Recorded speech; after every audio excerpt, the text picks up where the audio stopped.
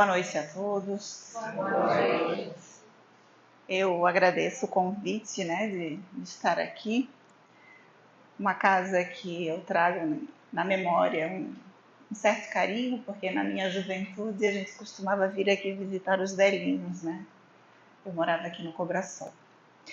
Bem, hoje me foi pedido trazer para vocês o assunto sobre a família, que é um tema tão importante, Por mais que não se queira e possa dizer assim, eu não tenho família, tem sim, a gente sempre tem. Se não forem aqueles que nos receberam ali, que nos trouxeram a vida aqui na Terra, sejam aqueles que conviveram com a gente ou que nos receberam de outra forma, Bem, eu vinha no carro e vinha pensando e me veio uma frase, me veio aquela palavra que se chama cadinho, que a gente ouve muitos espíritas falarem no cadinho. E cadinho, no sentido do dicionário, é um recipiente onde o ourives ele derrete os elementos ali para fazer as joias ou ferro, seja o que for, é um recipiente para se derreter, para se moldar. É ali onde há a modificação daquele produto. Ele se modifica e se transforma. No sentido bíblico, no sentido que vem religioso, é o nosso sofrimento, é a união do nosso sofrimento. Então, quando a gente usa essa palavra, o cadinho, que lá na nossa família nós temos o nosso cadinho. Aí eu vi o real significado dessa palavra, porque é onde a gente realmente se molda, se transforma, é onde a gente passa pela força do fogo que derrete, que traz uma nova forma, que a gente passa pela dor, pela agressão até dos acontecimentos, porque tudo que a gente reluta muito para se modificar exige um esforço maior. Emmanuel nos diz que de todas as associações existentes na Terra, excetuando naturalmente a humanidade, nenhuma talvez mais importante em sua função educadora e regenerativa quanto a família. É ali, nesse núcleo, nesse pequeno centro, às vezes composto de poucas pessoas, às vezes um pouco maior. Lógico que daí depois a gente vai estender essa questão da família, para outros espaços que a gente possa conviver, mas é ali onde a gente é colocado, onde a gente recebe as instruções antes de vir, ainda que a gente não se lembre, Mas é ali que a gente vai vivenciar as situações mais importantes para o nosso crescimento. A família terrestre é formada assim de agentes diversos, porquanto nela se reencontram comumente afetos e desafetos, amigos e inimigos, para os ajustes e reajustes indispensáveis. Muitas vezes a gente diz assim, nossa, que família tranquila, que família maravilhosa, que família que tem uma certa ordem, tem um amor tão grande, mas a gente não sabe se aquilo ali não é somente a estrutura para que a gente possa encarar problemas mais sérios. E às vezes a gente, no meio de uma situação desajustada, a gente vai procurar esse reforço em outros lugares. Mas ninguém está desamparado. As situações são variadas de acordo com a necessidade daquilo que a gente precisa passar. O clã familiar envolve mais amplos conceitos de vivência coletiva sob os ditames do aperfeiçoamento geral, conquanto seja sempre em educandário valioso da alma.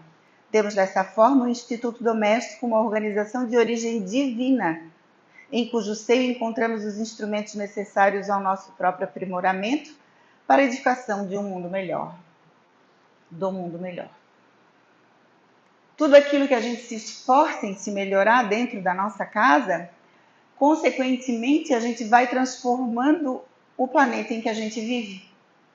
Porque quanto melhor eu sou, mais eu posso fazer, mais eu compreendo.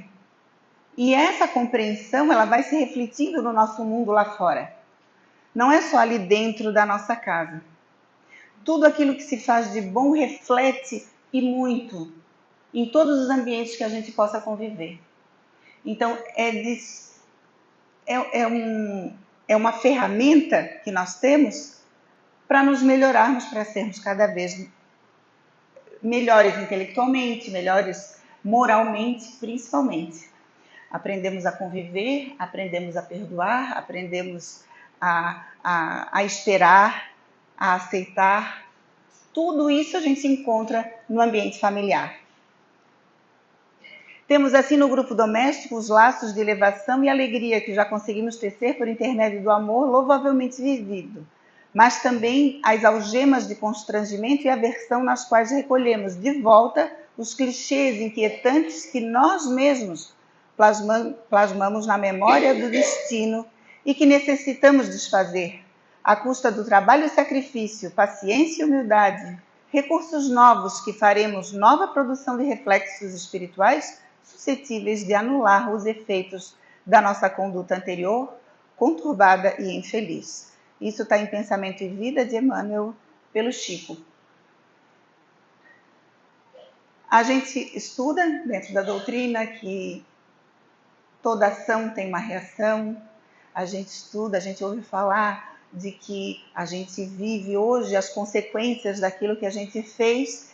E é para isso que a gente reencarna. A gente tem esse esquecimento para que a gente vá desconstruindo essas ideias fixas que a gente tem, principalmente na questão do ódio, da revolta. Esses sentimentos, eles vêm muito fortes na gente. Na convivência, a gente percebe que o outro nos incomoda. É nessa situação que a gente tem que levantar a nossa antena. Se eu tenho dificuldade com uma determinada pessoa, se aquilo está me mostrando que está sinalizando que eu preciso movimentar o meu sentimento, movimentar o meu pensamento para um outro rumo, é ali que eu preciso investir. Porque nesse quesito, a mão é única. Eu posso até influenciar o outro a se modificar também. Mas o principal é a gente vir, reencarnar e resolver os nossos problemas. Porque o problema do outro é do outro. Se o outro tem que me perdoar, eu não posso forçá-lo a me perdoar. Mas eu tenho o compromisso com Deus de exercer o perdão. Então é aí que entra a paciência. Porque ninguém modifica ninguém na força. Ninguém vai modificar o pensamento do outro botando sentado de castigo ou enfiando dentro de uma sala e falando. Não, não é assim que funciona. À medida que nós nos transformamos, o outro também percebe. E nós vamos conseguindo o respeito do outro à medida que o tempo passa. Às vezes não é nessa encarnação. Às vezes a gente vai ter lá numa outra, lá na frente, que vai ter esse acerto final. Mas por que não da nossa parte já resolvemos isso aqui hoje? A gente já perdoar porque, mas ele que fez para mim ou ela que fez para mim. Não, a gente não sabe. Porque se numa encarnação a gente sofre por alguma coisa, a gente também pode ter feito sofrer. Então é uma mão dupla aí. Sempre tem alguém que faz sofrer, sempre tem alguém que sofre, mas nós não somos inocentes diante disso. Quando eu digo que é mão única do nosso comportamento. Eu tenho domínio sobre o meu pensamento.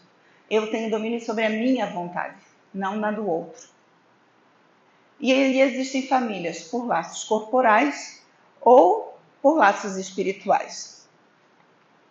Pelos laços corporais não são da consanguinidade, não são os da consanguinidade os verdadeiros laços de família, e sim os da simpatia, da comunhão de ideais, os quais prendem os espíritos antes, durante e depois de suas encarnações. 2 seres nascidos de pais diferentes podem ser mais irmãos pelo espírito do que se fossem pelo sangue. Quantas famílias a gente vê assim?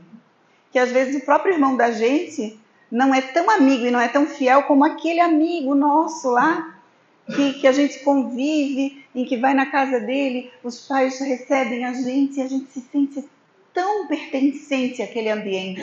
E às vezes dentro da nossa casa a gente não tem esse sentimento.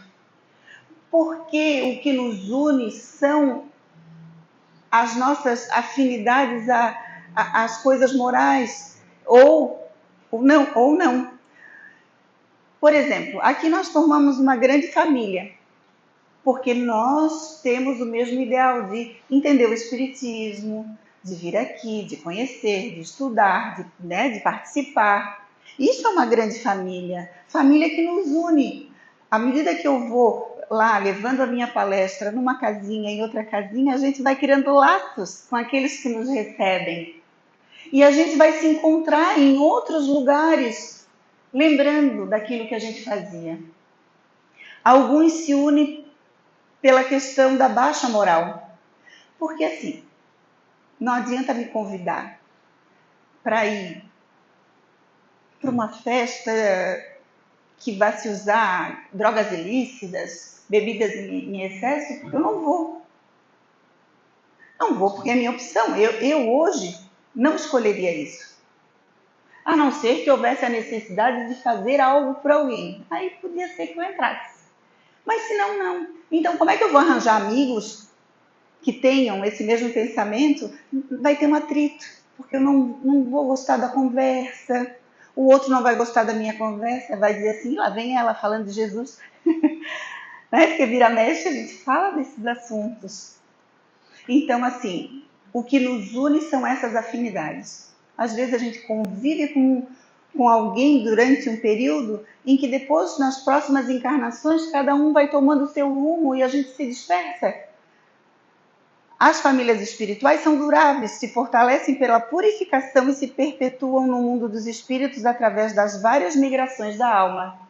Então, aqueles que a gente convive, em que a gente se acerta, a gente se perdoa, aí vai e volta, aí agora a gente se perdoa com o marido, aí na outra encarnação a gente nasce junto para poder ajudar o filho que ficou perdido, e assim sucessivamente a gente cria esse laço espiritual. No Livro dos Espíritos a gente vai encontrar a explicação disso tudo, bem ponto por ponto, para a gente entender como é que são essas famílias, né? No livro Vinha de Luz tem um texto que se chama Tu e Tua Casa. Aí nós vamos entrar agora nesse texto para a gente desenvolver o que o Chico trouxe para a gente. Lá no início diz assim, eles disseram, crê no Senhor Jesus Cristo e serás salvo, tu e tua casa. Está lá em Atos 16:31. Basta que a gente acredite nisso. Que se a gente trouxer Deus para dentro da nossa casa, a gente vai estar salvando todos aqueles que estão conosco. Por quê? Ainda que a tempestade possa parecer turbulenta dentro do nosso lar, só eu que rezo, só eu que oro, só eu que vou lá, que tomo passe, que busco, estudo, faço essa busca. Isso tudo se reflete no íntimo daquele que convive com a gente. E ele pode ter um despertar muito lá na frente, mas ele vai se lembrar de onde veio o conhecimento e de onde veio essa ação. No início teve o convite ao estudo, mas eu quero trazer uma perspectiva para que vocês, nós, né? Eu falo, mas é que a primeira pessoa a ouvir sou eu mesma. E é o que eu tenho tentado, né? Firmemente, a gente tenta se colocar nessa posição, porque a gente às vezes muito sabe, mas pouco sabe fazer. E é isso que faz a diferença, é isso que eu quero despertar. Porque Jesus, quando esteve na Terra, ele não pediu para que ninguém ficasse isolado dentro de um templo, seja ele uma igreja, seja ele uma casa espírita, qualquer religião. Não adianta a gente se enfornar dentro da casa espírita, estudando, porque eu vou todos os dias da minha semana. Um dia eu dou passe, um dia eu dou aula, um dia eu faço não sei o que, eu faço não sei o que lá. Eu sou bem dessas. Que vai lá, que dá passe, que coisa. Porque as casas espíritas têm poucos trabalhadores às vezes e a gente acaba tomando vários pontos. Mas é isso que tem me despertado no meu pensamento, porque de nada adianta eu frequentar tanto, eu ir tanto para lá, eu estar lá assiduamente. Tem um valor perante os olhos de Deus? Lógico que tem, porque estamos trabalhando a caridade. Mas o que eu estou fazendo com isso tudo que eu estou recebendo? Eu coloco em prática na minha casa? Eu chego em casa e trato bem meu marido, minha filha, meu bichinho de estimação, eu perdoo, sabe? Senão nós nos tornamos, como é dito, aqueles túmulos caiados por fora e cheios de podridão por dentro. Porque é dentro do núcleo familiar que eu tenho que aplicar tudo isso que eu aprendo aqui. Eu venho aqui, escuto e vou aplicar lá. Não adianta eu chegar ali, sair pela porta fora e nem parar para pensar no que foi dito. Óbvio, a gente chega aqui, a espiritualidade na porta nos recebe. Pelo menos 3 espíritos saem junto com a gente e se sentam ali. A gente senta na cadeirinha. Eles vêm e ouvem a nossa necessidade. Eles vão lá e escutam no nosso pensamento do que a gente precisa. Eles percebem quem nos acompanha na entrada. Eles desviam um pouquinho esses irmãos para atendimento. Você sai pela porta fora e continua da mesma forma que eu entrei, tudo volta a acontecer. Se não houver uma mudança íntima, nós não vamos caminhar. E Jesus só pediu o seguinte: que nos amássemos uns aos outros como Ele nos amou. Ah, mas aquele meu parente eu não consigo amar. Ele é muito difícil. Ele não dá. Eu mesmo não consigo. O perdão é devagarinho, gente. A gente tem que, primeiro, não querer o mal. Depois a gente vai se modificando e a gente vai enxergando o outro diferente. E ali a gente vai sentindo pena do outro pelos seus pensamentos, pelos seus atos, pelas suas atitudes. E ali a gente vai começando a cultivar esse sentimento e vai mudando. E às vezes a gente começa, nesse trabalho de modificar o nosso pensamento, a gente consegue enxergar o que a pessoa tem de bom. Porque todo mundo tem. Todos nós temos alguma coisa boa. Ninguém é dotado, porque nós somos filhos de Deus. Ninguém é pura maldade, ninguém é puro horror, ninguém é puro... Não, porque nós temos essa essência. E por que não incentivar para que o outro coloque mais à vista, né? Que a gente possa enxergar essas coisas boas que ele traz por dentro. Então, nesse texto, lá no livro que eu citei, diz assim no comecinho: geralmente encontramos discípulos novos do Evangelho que se sentem profundamente isolados no centro doméstico, no capítulo da crença religiosa. Só eu que sou espírita dentro de uma casa, aí a gente vem com essa história do espiritismo. O espiritismo ele é danado, porque ele cria polêmica, né? Onde ele chega já criando polêmica, porque a polêmica faz a gente se movimentar. E é bom. Se a gente não fizer guerra, é bom, né? E aí ele diz assim: poxa, porque tu faz essas coisas, tu és espírita? Tu tens essa atitude, tu és espírita, não pode ser. Achando que todo mundo que é espírita é santo. O espiritismo, ele traz o caminho para a gente. E a gente está em busca, tanto quanto qualquer um em outra religião. Então, nós somos, às vezes, colocados ali, naquela berlinda dentro de casa, por optarmos por algo bom. No lar onde existe uma só pessoa que crê sinceramente em Jesus e se lhe adapta aos ensinamentos redentores, pavimentando o caminho pelos padrões do Mestre, aí permanecerá a suprema claridade para elevação. Espera aí que o negócio subiu muito rápido. Não importa que os progenitores sejam descrentes, que os irmãos se demorem endurecidos, nem interessam a ironia, a discussão áspera ou a observação ingrata. O cristão, onde estiver, encontra-se no domicílio de suas convicções regenerativas para servir a Jesus, aperfeiçoando e iluminando a si mesmo. É isso que eu estava querendo dizer. Que não adianta nada eu ter todas essas armas, ter todo esse... Isso aqui é manual, ó. Manual de vida, esses livros. O nosso Pentateuco. Não adianta nada se eu não utilizar ele primeiro para mim. Eu preciso ser a mola que vai movimentar. Só que ninguém vai me dar credibilidade se eu não fizer aquilo que eu falo. O que adianta um pai dizer assim para o filho? Filho, não podes fumar, tu fumas, como assim? Se o pai fuma também. Todas as vezes que a gente quer exercer algo sobre o outro, a gente precisa ter moral suficiente para pedir. Se nós não temos, não peça. Jesus alcançava tudo aquilo que ele queria porque ele tinha moral suficiente para isso. Ele dizia, te levanta e anda. Levanta e anda. Porque ele tinha moral para alcançar Deus. E Deus dar o aval de que aquilo pudesse acontecer. Por isso ele fazia o que fazia. E tem mais, e se Jesus curava, era porque também o outro aceitava. Dentro do íntimo já tinha se modificado. Já não necessitava mais da dor. Sempre que a dor permanece, é porque algo precisa ser modificado. E no quesito relações entre familiares, esse é um alerta.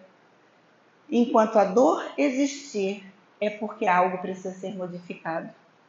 Ninguém vai modificar uma coisa fazendo sempre da mesma forma. Se eu for fazer um bolo e eu não colocar fermento, eu posso fazer 80 vezes e 80 vezes o bolo vai ficar embatumado. Não é? A gente tem que parar e pensar, o que eu estou fazendo de errado? Vou ler a receita de novo. Aí eu leio a receita, esqueci do fermento. Era só isso que faltava. E às vezes é só isso que falta para que a nossa vida mude. No livro, no filme do Divaldo, a Joana diz isso para ele. No final das contas, no final da tua vida, tu vais ver que a tua luta toda não foi contra os outros. Foi contra ti mesmo. Por isso nós temos que parar e nos olharmos. Se olhar no espelho, se enxergando, vendo o quanto somos problemáticos ainda, cheios de defeito. E a gente quer que o outro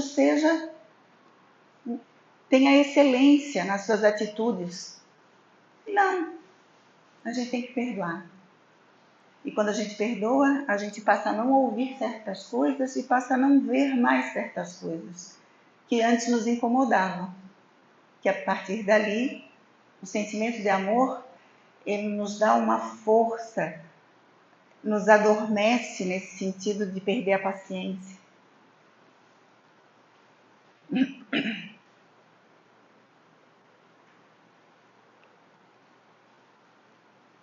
Basta uma estaca para sustentar muitos ramos, uma pedra angular em um edifício inteiro. Vocês já viram aquelas pontes em arco, assim, de antigamente, que era tudo de pedrinha? Tem uma pedrinha que vai lá no meio, que junta um lado com o outro. Aquela pedrinha única é o que sustenta toda aquela estrutura. Uma pedrinha. Nós estamos sendo sustentados por uma figura por 2024 anos.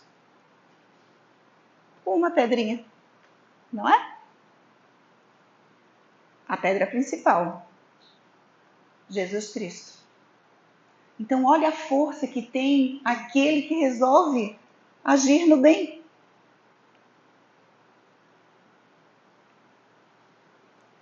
Não te esqueças, pois, de que se verdadeiramente aceitas Cristo e a Ele te afeiçoas, serás conduzido para Deus, tu e tua casa. Toda a prece, toda a oração, todo o nosso esforço, de estarmos lá, às vezes sozinhos, fazendo o nosso evangelho no lar, de tirarmos um tempinho para estarmos aqui na casa espírita, para dar essa amenizada, porque a gente sai daqui melhor. Aquele que vem de coração aberto sai melhor. Quando a gente ora por aquele que nos atrapalha, nos incomoda, nos responde, né? Nos trata de forma às vezes agressiva, e a gente passa, ao invés de reclamar, a gente passa a orar, Deus faz morada na nossa casa. Porque se a gente ouve tanto falar em livre-arbítrio, a gente ouve, né? É a nossa liberdade de agir. Também Deus respeita esse livre-arbítrio, né? Então, se Ele respeita, não é só nas nossas decisões, eu vou fazer aquilo, vou fazer. Ele respeita quando a gente não quer que Ele esteja conosco.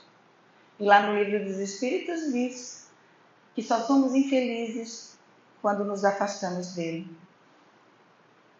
Então vamos acender essa fogueirinha boa, do amor, da compreensão.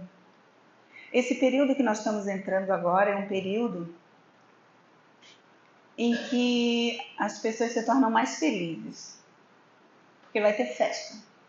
E as pessoas gostam de festa. Aí elas passam a cumprimentar melhor, elas passam, nossa, vai ser Natal, nossa, vou comprar os presentes, nossa, vou fazer o nosso banquete em casa, fulano vai trazer não sei o que. Aí a gente começa a ocupar a nossa cabeça. Ocupar com a luzinha que vai na frente da casa, com a arvorezinha que a gente vai montar, os presentinhos que vai comprar para os netos. E a gente se desvia daquele pensamento duro das dores. E aí, nesse período, a espiritualidade consegue atingir muito mais o nosso coração e atingir muito mais o coração daquele que está endurecido. Porque às vezes alguém que não está nem aí, às vezes olha para alguém, coitado, né? Está passando o Natal assim, então eu vou ajudar.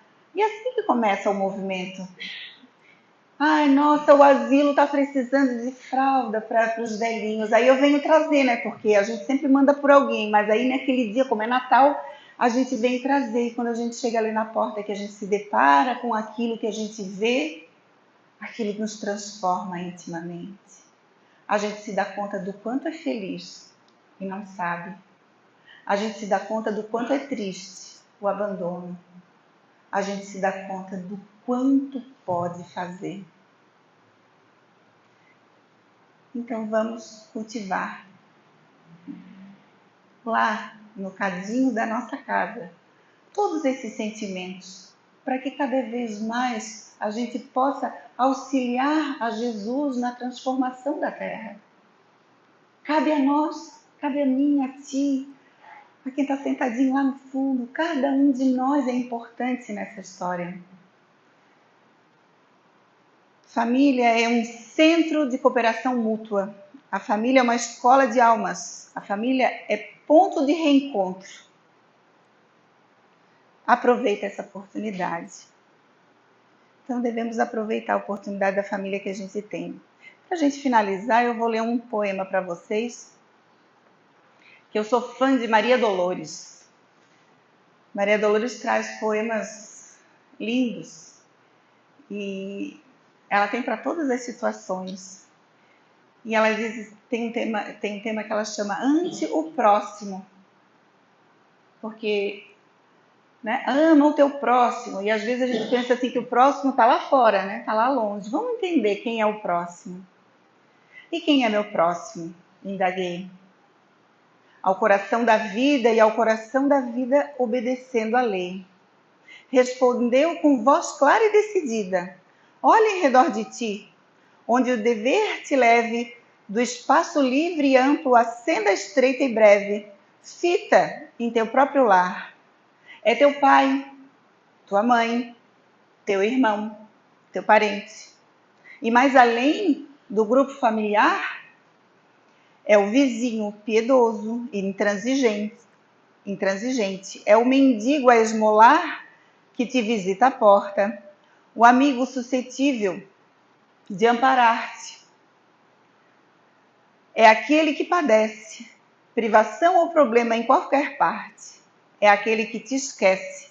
E o outro que te humilha, a esconder-se no ouro que se alteia e brilha, para depois cair quando se desilude. É aquele que se faz bandeira da virtude. É o outro que te apoia ou te faz concessões. É aquele que te furta o lugar e o direito, alimentando a sombra do despeito, sem que te saiba ver as intenções. É a mulher que te guia para o bem. É a outra que atravessa as áreas de ninguém, avingrando corações. O próximo, afinal, seja onde for, será sempre a criatura que te busca onde estás, procurando por ti socorro e paz, regando-te bondade, amparo e compreensão, amizade e calor, dando-te nobre ensejo de seguir para a luz na presença do amor. E posso sem o próximo viver? Perguntei comovida, e disse novamente o coração da vida. Acende sem cessar a luz do bem. Trabalha, serve, crê, chora, sofre e auxilia. Sem um próximo em tua companhia, nunca serás alguém. Quem é que pode viver sem a companhia do outro?